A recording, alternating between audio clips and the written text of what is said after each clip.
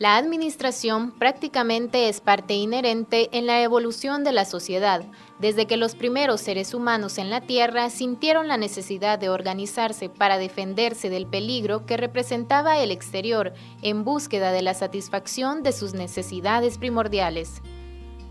Se hará un breve recorrido de los orígenes de la administración que lógicamente ha sido escasamente registrado antes del siglo XIX, en que se declararon los primeros enfoques administrativos, y siendo esta disciplina social, lo relacionaremos con los sistemas económicos vigentes en el orden cronológico a describir. En la comunidad primitiva, a medida que iba creciendo el grupo, se dio la primera división natural del trabajo entre hombres, mujeres, niños y adultos, en la cual los más fuertes se dedicaban a las actividades de mayor esfuerzo físico y las mujeres a la administración de los recursos, siendo la etapa del matriarcado. Sin embargo, la gobernabilidad se centraba en la persona de mayor edad, siendo el principio de la lógica jerárquica. Cuando se descubría más variedad de recursos y diferentes usos, se dieron otras divisiones de trabajo, llegando a tener tareas específicas hasta la disolución de la comunidad primitiva.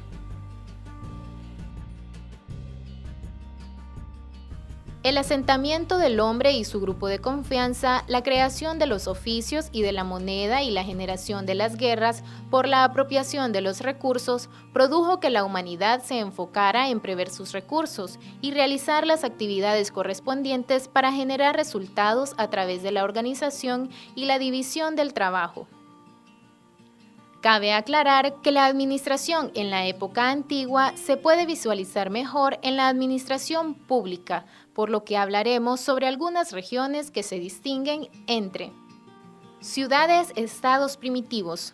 Los sumerios.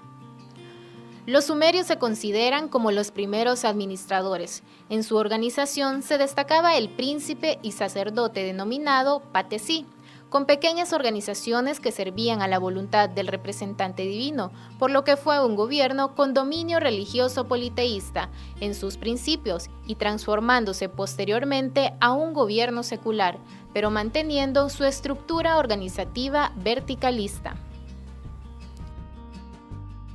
Los hebreos también tenían una administración basada en la voluntad divina de un solo Dios, distribuida en 11 tribus con funciones específicas y regidos bajo un reglamento de 10 mandatos de aplicación ética y moral. Quienes no los acataban eran fuertemente castigados. La planificación y dirección eran conformadas por jueces en sus primeras etapas, después de su salida de Egipto. Posteriormente, su administración se centró en una monarquía siempre con dirección divina. Época precolombina. Cultura maya. Tenía una organización social descentralizada, cuyo poder estaba en las ciudades-estados. Siempre tenían gobernantes dirigiendo en nombre de sus respectivos dioses.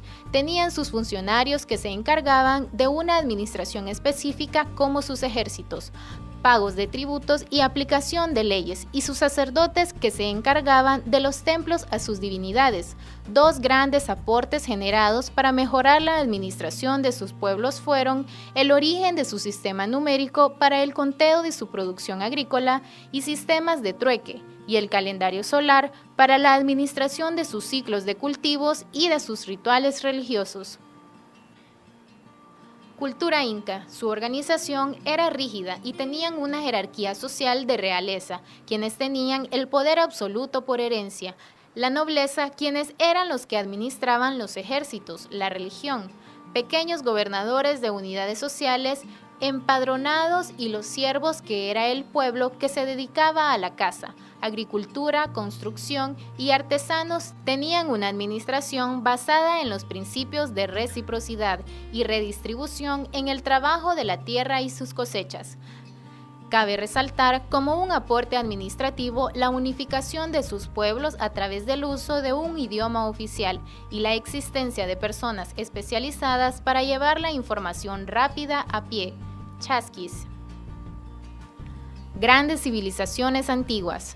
Los egipcios, su organización social se basaba en el dominio del faraón, considerado una divinidad. Tenían muchas clases sociales y la última eran los esclavos. personas sin derechos ante la sociedad relegados a los trabajos más duros, como la explotación minera y la construcción.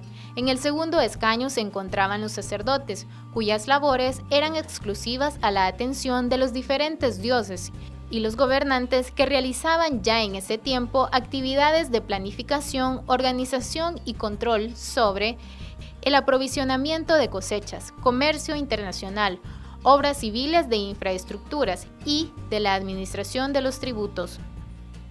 El tercer escaño lo integraban los militares y sus ejércitos que planificaban y ejercían las actividades de defensa e invasión a otras poblaciones.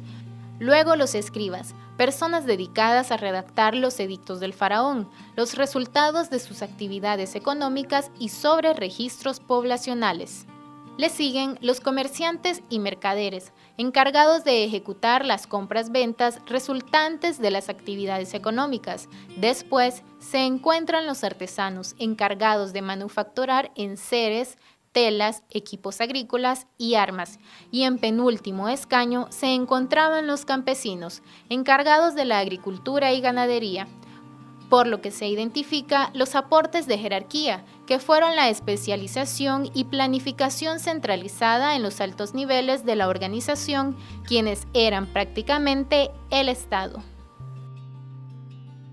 Los chinos. Su estructura era imperial. Uno de sus grandes aportes, que por cierto sigue en boga en la administración moderna, es el apoyo de asesores en las tomas de decisiones importantes.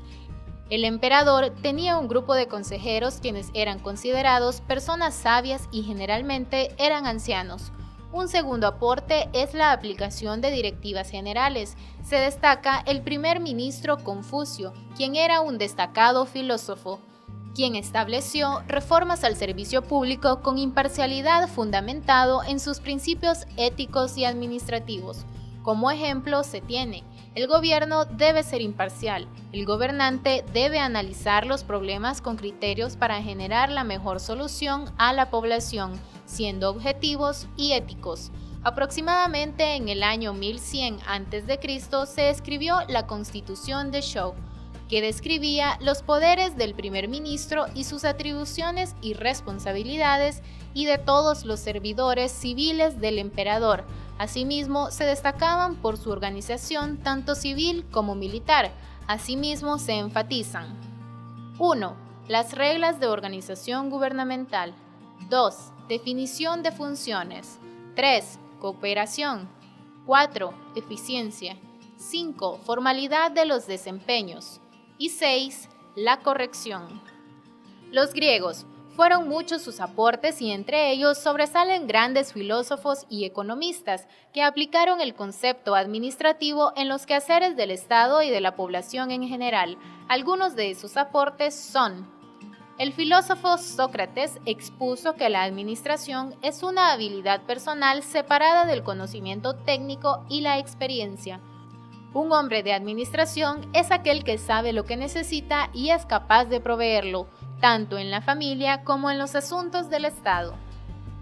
El filósofo Platón aportó el concepto de división del trabajo y su importancia en la especialización de los oficios, resaltando el aumento de la producción, productos mejor elaborados y la facilidad y destreza de quienes hacen una tarea en específico. Pericles, como estratega del Estado, practicó el principio de anteposición de sus intereses personales por los intereses de Atenas. Se le conoce por su recaudación para la reconstrucción de la ciudad después de la invasión del rey Jerjes, y su principal aporte es la selección de personal de acuerdo a ciertas características que se buscan para el puesto de trabajo. Grecia pasó por diferentes formas de gobierno desde la monarquía hasta la democracia. Los romanos dejaron legados administrativos importantes que aún son vigentes en la sociedad.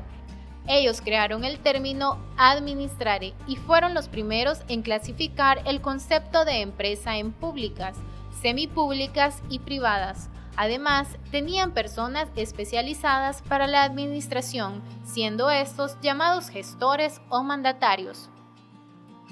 El gobierno romano tuvo 3 períodos: la república, la monarquía y el período de la caída, que se distinguió por su desorganización.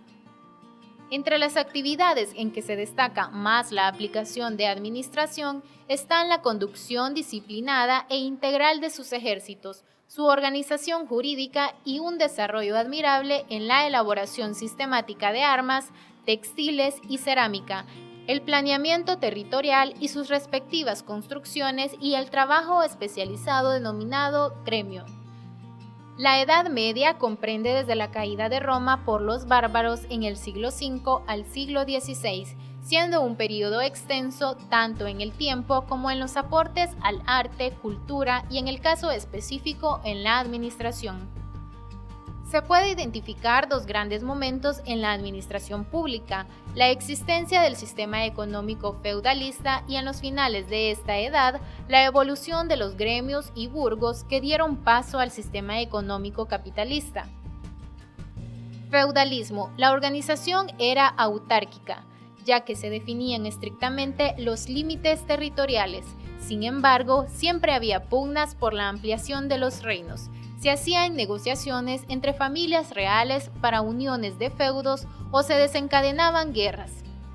El rey o señor feudal era el dueño absoluto de la tierra y cedía parcelas a sus allegados, convirtiéndolos en nobles vasallos, quienes administraban los recursos basados en la fidelidad a su señor, y la mayoría de personas del feudo se distribuían entre campesinos, quienes trabajaban las tierras ajenas, y siervos que hacían labores de criados y artesanos. Todos ellos debían pagar el tributo para el derecho de protección por su rey.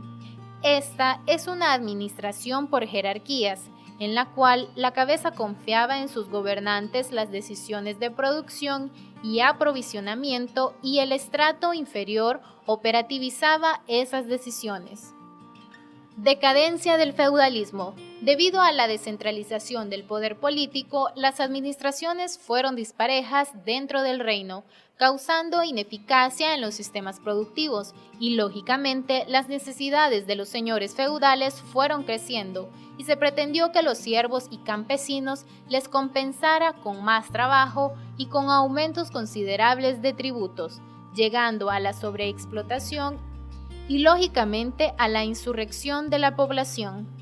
Paralelamente se estaba gestando un nuevo orden económico y administrativo, en que había más productividad y las negociaciones tanto internas como con extranjeros para un intercambio más homogéneo.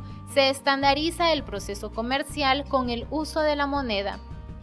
Los principales aportes de este periodo a la administración se resumen en la administración descentralizada, pero sin fidelidad a una figura de la realeza, sino con fines lucrativos para la nueva clase social, la burguesía. El aumento de la productividad utilizando nuevos recursos para la producción masificada y sus respectivos controles y resguardos en los productos, los procesos de comercialización que van más allá de sus fronteras y los sistemas de control de costos y del intercambio de las mercancías y el dinero, y la especialización de los ejércitos en defensa de las ciudades que surgieron al margen del feudalismo. Algunos representantes del periodo de cambios en el sistema feudalista, en específico respecto a la administración, son Tomás Moro, quien propuso un giro al estilo de la vida desenfrenado de la población, haciendo un uso disciplinado de los ingresos. También se pronunció porque la asignación del oficio a las personas fueran mediante las preferencias de las mismas y el aprovechamiento de las capacidades. Nicolás Maquiavelo. Sus principales aportes han sido con respecto al liderazgo, haciendo una efectiva actividad administrativa en su época para los príncipes y que han sido retomados para los gerentes actuales. Durante la Edad Media se distingue el primer imperio mercantil, el Arsenal de Venecia, que se distinguió por desarrollar flotas privadas y por la Armada veneciana. Entre los aportes más sobresalientes del trabajo realizado en esta infraestructura se distinguen sistemas de construcción masivas y especializadas, eficiencia en la producción, la división y estandarización del trabajo, desarrollo de sistemas de costeo, control de inventarios, entre otros. Por último, es importante destacar la influencia de la religión hasta este momento, debido a la necesidad del hombre a ser guiado por fuerzas superiores para las tomas de decisiones, tanto coyunturales como estratégicas. Escritos famosos de estas influencias son el Código de Hammurabi para los babilonios, que destaca la supremacía del rey babilónico con la bendición y apoyo de sus diferentes dioses, las reglas de convivencia y los patrones de pagos en diferentes circunstancias.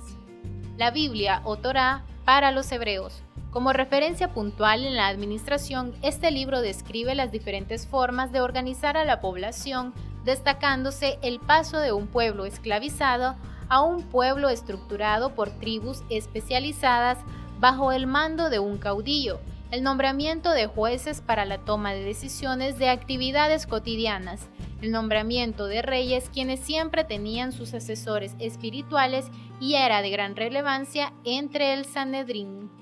El arte de la guerra es uno de los más importantes escritos de la antigua China y se le atribuye al general Sun Tzu. Es una obra que trata sobre la planeación, organización y dirección de estrategias militares, no con el fin de controlar, sino para analizar los orígenes de un conflicto para encontrar la mejor solución. Actualmente, la filosofía de este libro es utilizado para las prácticas empresariales e institucionales, sobre todo en el trato diplomático entre las personas. A partir de los cambios generados antes y durante el siglo XVII, de los cuales se destacan las revoluciones en las estructuras económicas, como la transición del feudalismo al capitalismo, de regímenes políticos como la Revolución Francesa, de fundamentos religiosos como nacimiento del protestantismo y de las industrias que consolida una nueva orbe que tecnifica aceleradamente los procesos de producción de mercancías para su consecuente comercialización, consolidando o generando así nuevos aportes a la administración como ciencia y arte. A continuación, se mencionan algunos aportes previos a la generación de enfoques específicos y dinámicos de la administración que se generaron y se han aplicado hasta la fecha. Adam Smith. Se resume sus aportes en las ramas de economía y administración en su publicación La riqueza de las naciones, en que se destaca el enunciado del principio de la división del trabajo, siendo necesaria la especialización para el aumento de la producción. Charles Babbage, quien sentó las bases para la creación de la primera calculadora, formó el diseño de incentivar a los empresarios a través de las utilidades y de los trabajadores a través de los incentivos dependiendo de los estudios de tiempos y movimientos en el puesto laboral. Henry Robinson Tong. Entre sus aportes a la administración se encuentra el hecho de que sea analizada desde la perspectiva científica y el análisis de los costos de la producción entre departamentos productivos. Por sus aportes es conocido como el pionero de la administración científica. Hay mucho más de qué hablar sobre el tema. Es seguro que han quedado fuera muchos aportes, que sería interesante que se investiguen más a título personal. Hasta la próxima.